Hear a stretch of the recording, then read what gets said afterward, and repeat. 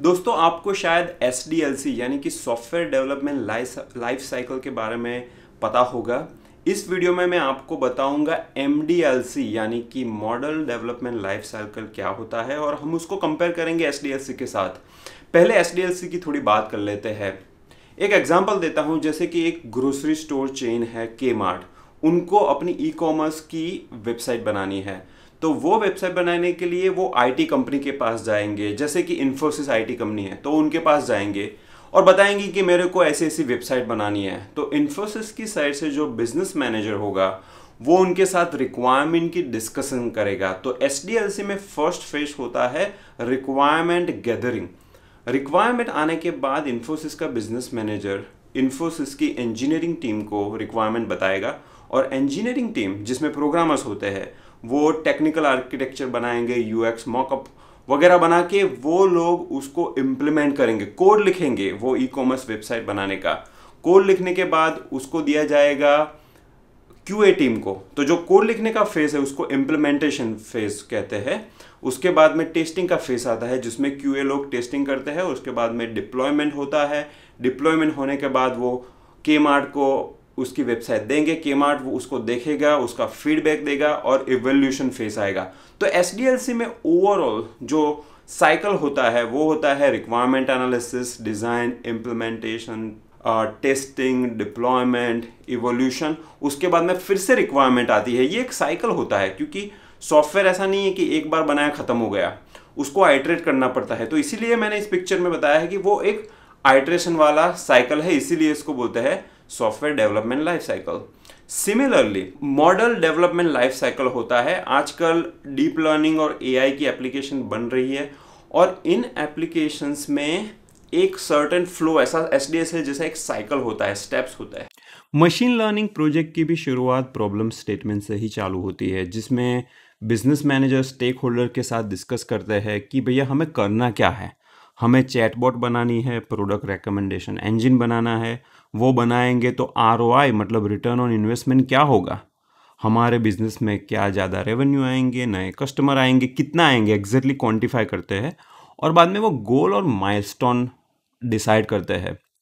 Next phase उसके बाद में आता है डिज़ाइन का।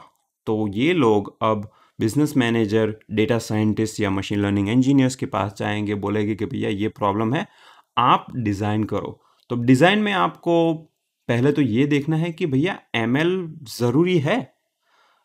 कई बार प्रॉब्लम है ना, मशीन लर्निंग का यूज़ किए बिना रेगुलर एक्सप्रेशन से या सिंपल सॉफ्टवेयर या रूल बेस्ड सिस्टम से अगर सॉल्व होते हैं तो ML यूज़ करने की कोई ज़रूरत नहीं है। फोगट में मतलब ML को घुसाओ मत प्रोजेक्ट में, ये फंडा होता है।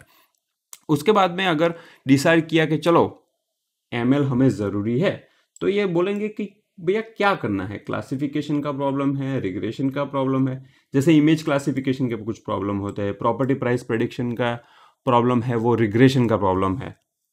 तो ये डिसाइड करते हैं। उसके बाद में हम ये सोचते हैं कि भैया क्या कोई रेडीमेड सॉल्यूशन हम यूज़ कर सकते हैं। जैसे अगर चैट बॉट बनानी है तो खुद से बनाने के बजाय ये देख लो कि गूगल का डायलॉग फ्लो करके एक प्लेटफॉर्म आता है। ऐसे बहुत सारे प्लेटफॉर्म है, क्या आप डायरेक्टली वो यूज़ कर सकते हो। आपको image classification, image vision related अगर प्रॉब्लम है तो गूगल की विजन API भी होती है। अगर वो रेडीमेड यूज़ कर सकते हो तो पूरा व्हील को रीइन्वेंट करने की ज़रूरत क्या है। तो ये सब फैक्टर हमें डिज़ाइन फेज में सोचने पड़ते हैं। नेक्स्ट फेज आता है डेटा कलेक्शन। आपने सोच लिया चलो रेडीमेड सॉल्यूशन यूज़ नहीं करना, मेरे को अपना खुद का बनाना है। तो अब डेटा कलेक्शन की बात आई कि चलो मेरे को मशीन लर्निंग मॉडल बिल्ड करना है। तो आपको पता है सुपरवाइज मशीन लर्निंग का मॉडल है फॉर एग्जांपल, या तो फिर अनसुपरवाइज के लिए भी बहुत सारा ट्रेनिंग डेटा चाहिए। अब वो ट्रेनिंग डेटा आएगा कहाँ से, वो क्या इन हाउस सोर्सेस में से आएगा या तो फिर एक्सटर्नल सोर्सेस में से आएगा। कई बार कंपनी के अंदर, जैसे Kmart का मैंने एग्जांपल दिया, तो कंपनी के इन हाउस डेटाबेसेस होता है, MySQL, MongoDB। तो क्या उस डेटाबेस में से हम डेटा एक्सट्रैक्ट करके अपना मशीन लर्निंग मॉडल बिल्ड कर सकते हैं। अगर नहीं कर सकते हैं तो क्या हमें बाहर से डेटा को बाय करने की ज़रूरत है। अगर बाहर से डेटा लाते हैं तो क्या वेब स्क्रैपिंग हमें यूज़ करना है। वेब स्क्रैपिंग का यूज़ करने से कई बार हमें ये सारे प्रॉब्लम्स जो होते हैं डेटा कलेक्शन के सॉल्व हो जाते हैं ईजिली। बेसिकली आप डेटा कलेक्ट कर सकते हो। उसके बाद में फेस आता है डेटा एनोटेशन का, क्योंकि डेटा आने के बाद डेटा में कई बार अगर नेम एंटिटी रिकग्निशन जैसे कर रहे हो तो आपको एंटिटीज को एनोटेट करना पड़ता है। तो एनोटेट करने के लिए क्या आप अपना खुद का एनोटेशन टूल बनाओगे या तो फिर रेडीमेड बाय करोगे? जैसे सुपर एनोटेट और prodigy readymade data annotation tools है। तो अगर आपको वो यूज़ करने से अगर आपका काम फटाफट होता है, बजट फ्रेंडली है, तो आपको खुद का ये बनाने की ज़रूरत नहीं है एनोटेशन का टूल। डेटा प्राइवेसी की भी कंसर्न होती है कि आजकल हम जिस ज़माने में जी रहे हैं वहाँ पे प्राइवेसी पे अगर आप इन्वेड करते हो किसी का पर्सनल डेटा लेते हो तो आपको लीगल लॉसूट बहुत सारी दिक्कत हो सकती है। गूगल ने बर्ट मॉडल जब रिलीज़ किया था, जब बहुत सारे न्यूज़ आर्टिकल उसने स्क्रैप किए थे, तो उनको ऐसी दिक्कत हुई थी कि भैया जो वेबसाइट न्यूज़ पब्लिश करी वो बोली ये हमारा आर्टिकल है, आप अपना मॉडल बनाने के लिए क्यों यूज़ कर रहे हो, आपने हमारी परमिशन ली? तो डेटा प्राइवेसी कंसर्न को ध्यान में रखना बहुत ज़रूरी होता है डेटा कलेक्शन के फेस में। और उसके बाद में देखो मैंने यहाँ पे एरो बताया है, तो उसका नेक्स्ट फेस डेटा कलेक्शन के बाद का होता है मॉडल को ट्रेन करना, ट्यून करना और इवेल्यूएट करना। तो अब सारा डेटा हमारे पास है, तो डेटा साइंटिस्ट और मशीन लर्निंग इंजीनियर बैठ के पहले मॉडल बनाएंगे। तो मॉडल में आपको स्टेटिस्टिकल लर्निंग यूज़ करना है या तो फिर डीप लर्निंग यूज़ करना है। कई सारे प्रॉब्लम जैसे स्ट्रक्चर डेटा के रिलेटेड प्रॉब्लम है वो स्टेटिस्टिकल लर्निंग से सॉल्व हो जाते हैं। अगर अनस्ट्रक्चर डेटा है जैसे कि ऑडियो वीडियो वगैरह, तो उसके लिए डीप लर्निंग ज़्यादा एसेंशियल है। डीप लर्निंग जब डेटा का वॉल्यूम बहुत ज़्यादा होता है तब ज़्यादा इफेक्टिव होता है। तो आपको ये डिसीजन मेकिंग करना होता है।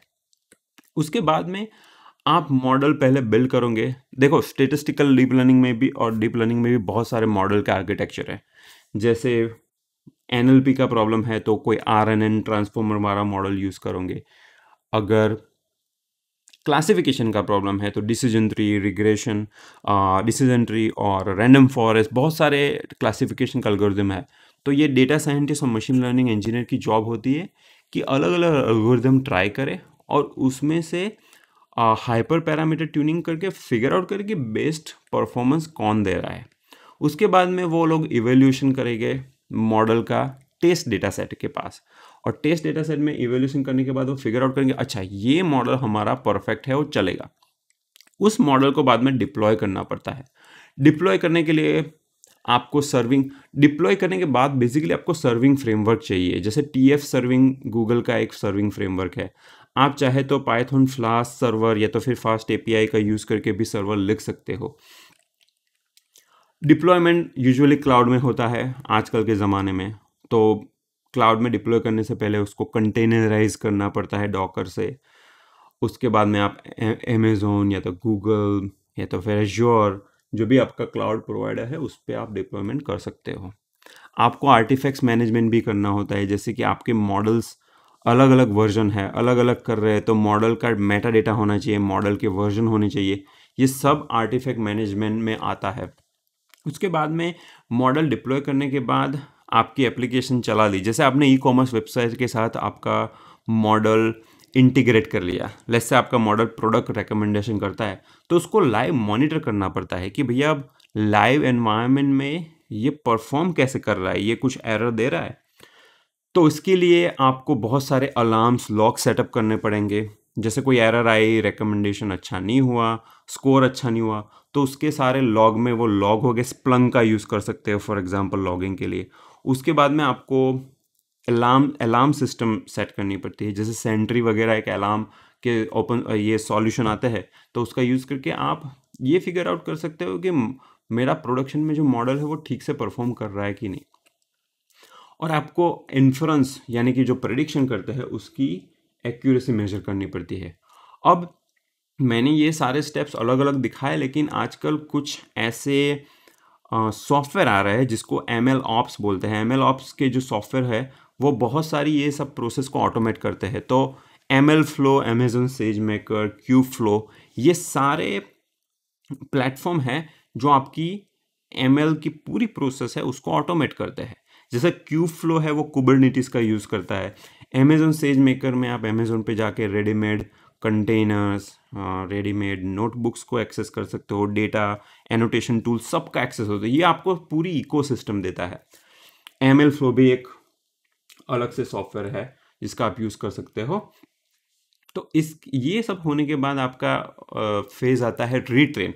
आपने प्रोडक्शन में मॉडल डिप्लॉय कर दिया, जैसे कि आप प्रोडक्ट रिकमेंडेशन कर रहे हो, लेकिन जैसे थोड़ा टाइम जाएगा आपको रीट्रेन करने की ज़रूरत पड़ेगी, क्योंकि नई नई प्रोडक्ट आएगी, नए नया डेटा आपका चेंज होगा। तो रीट्रेनिंग का फेज हमेशा आता है। तो आपको based on product monitoring, changing business requirement, आपको ये सब ट्रेन करना पड़ता है। तो आपको हमेशा नया नया डेटा कलेक्ट भी करना पड़ेगा और रीट्रेन करना पड़ेगा। ये होने के बाद आपको पता चलेगा कि आपको अब नया फीचर इंटीग्रेट करना है या तो फिर कुछ बग फिक्स करने हैं। तो ये सब आप करने के लिए आपने रीट्रेन करेगा। रीट्रेन करने के बाद आपको फिर से प्रॉब्लम स्टेटमेंट को देखना है। मतलब आपको देखना है कि यार मेरी नई बिजनेस नीड क्या है, नए फीचर मेरे को कौन से डालना है। उस हिसाब से आपने रिट्रेन किया और फिर से वो थोड़ा डिज़ाइन में भी थोड़ा चेंज अगर है तो आपको कंसिडर करना है। तो ऐसे साइकिल चलता रहता है, इसीलिए इसको बोलते हैं मॉडल डेवलपमेंट लाइफ साइकिल, जिसमें ये पूरी चीज़ ऐसी साइकिल में चलती है। और ये process data scientist, machine learning engineers follow करते हैं और एआई का सॉल्यूशन डेवलप करते हैं। आई होप आपको ये वीडियो पसंद आया होगा। अगर आपको पसंद आया है तो आपके जो फ्रेंड्स हैं जिनको जानना है मॉडल डेवलपमेंट लाइफ साइकिल क्या है, उनके साथ प्लीज़ शेयर कीजिए।